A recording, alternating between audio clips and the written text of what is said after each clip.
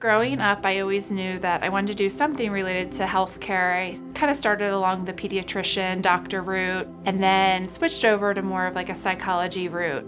Family friend had mentioned about speech therapy, and I felt like it was kind of the colliding of both worlds. I met Mary about 4 years ago. She came to one of our buildings after having esophageal cancer, after staying at a subacute rehab facility.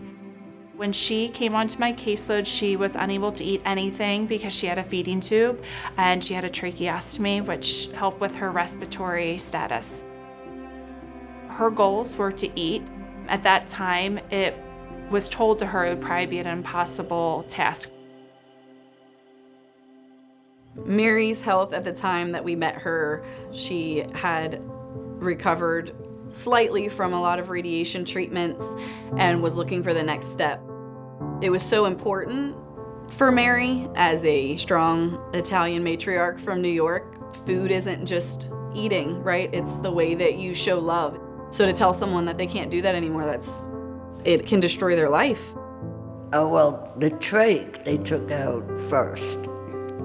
The person who did it said to me, "You're never gonna talk and you're never gonna eat." And it was just depressing. When I first started working with Mary, we really started with basics, just really building up that respiratory system, getting her oxygen stabilized. We just did sheer muscle building, just really working on building those swallowing muscles. I met Erin and I wasn't doing that great. I almost, not quite, I almost gave up. And she pushed me and pushed me. And she makes you fight. Anyone that says that they've watched Erin do what she's doing, it is an art. I think it's an art in the way that it looks effortless, but you know the time and effort that was actually put into all of that.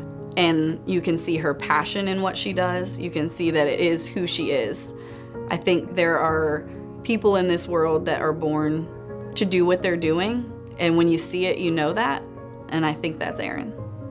The clients that Erin cares for are vulnerable, and to feel loved and cared about, for somebody to spend the amount of time she does with them and to see them for who they are and to love them, because she does. When I got into doing this, I think I need a second. Okay, take your time.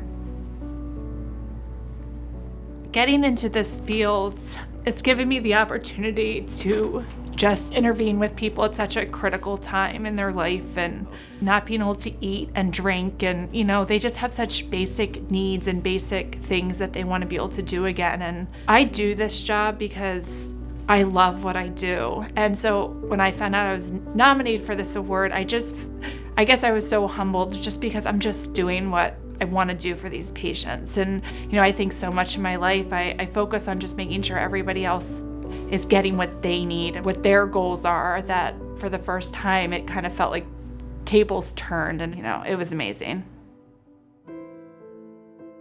I love when people say you can't do something, because it kind of gives me that, all right, well, I'm gonna prove you wrong. We're gonna show them, and you're gonna walk back into those offices and tell them that you're able to do this. In my whole career, I have always felt like there's no one way of doing things. People are not cookie cutters. There's so many different tools in my toolbox that I can utilize to kind of figure out different ways of doing things. Sometimes it's not the big goal, it's those tiny little goals that start to rebuild that hope. Some therapists have a tendency, because you're a certain age, they talk down to you. Erin never did that. From that moment on, we were friends. And then she was like family. And I wouldn't be as far as I am now if it wasn't for her.